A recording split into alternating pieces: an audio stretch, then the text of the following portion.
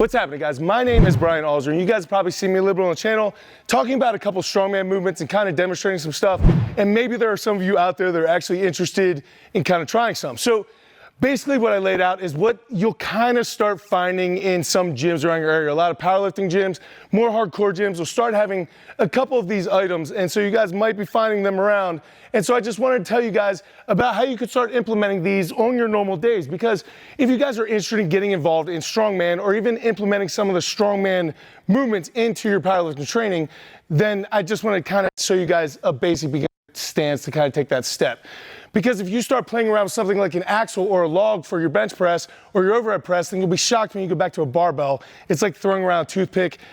Dealing with a lot of kind of more cumbersome and just weird objects can really up a lot of that dumb old man strength that you can't really get with a barbell. So the whole idea here is just that I lay out some of the basic things you're gonna see into your basic days.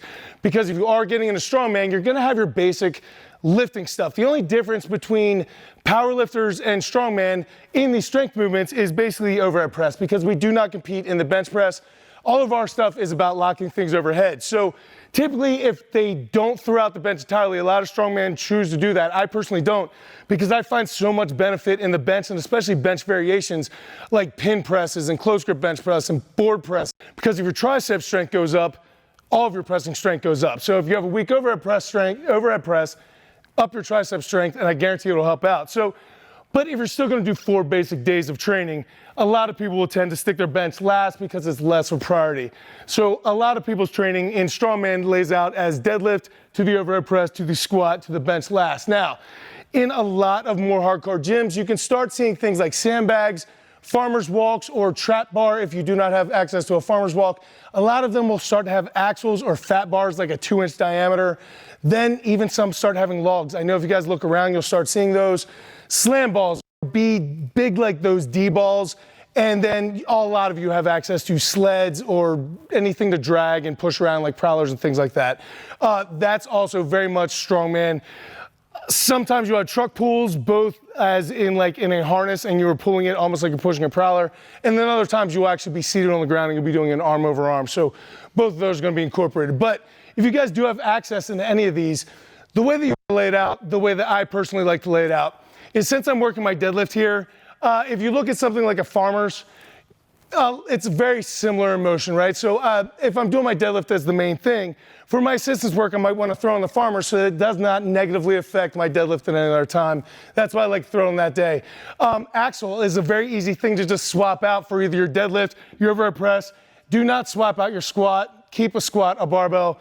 But you can also do a bench. You can pretty much use a fat bar for anything for just getting in more grip work in general. But if you are in strongman, you're absolutely gonna have to learn how to do a continental clean and press, which is a completely different animal, and actually axle deadlift without straps sometimes. So try double overhand gripping an axle. I think the world record is like the 500s. It's absolutely insane. If you guys do have a log, obviously you can throw that in on any overhead press day, but I like to use a log actually on my bench day a good bit in the incline bench type of fashion.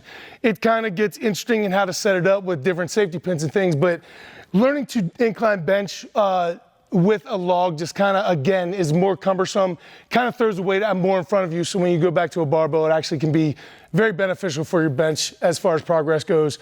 Slam balls are going to be very similar to doing stone work. A lot of times I like to throw them in on my deadlift day or my squat day because I'm already kind of hinging anyway. And anytime you're doing stone work or even sandbag work with carry stuff, a lot of times I will keep that on my squat or deadlift, especially as a finisher or my assistance work, because your legs, you don't think your legs would get worked that hard when you're carrying a sandbag, but it will absolutely destroy you.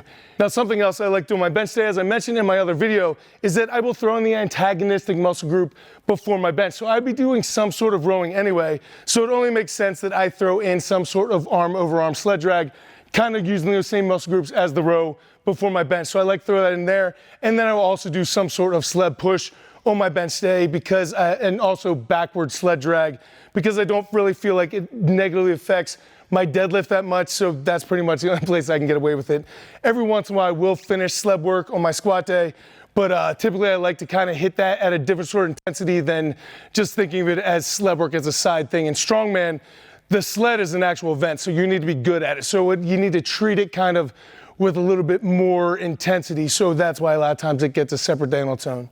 So if you guys are interested in doing any sort of strongman stuff, always feel free to reach out to me. I'll be gladly trying to point you in the right direction. But on the stuff that you guys did see me do some of today, on some of the other videos, this is just an easy way to start incorporating a little bit of strongman work into your powerlifting routine or into whatever routine you're doing, and just get a little bit of benefit from some different type of exercise, as well as keeping things kind of interesting in the gym and just learning new skills. So guys, thank you very much. I hope this guys helps you guys out.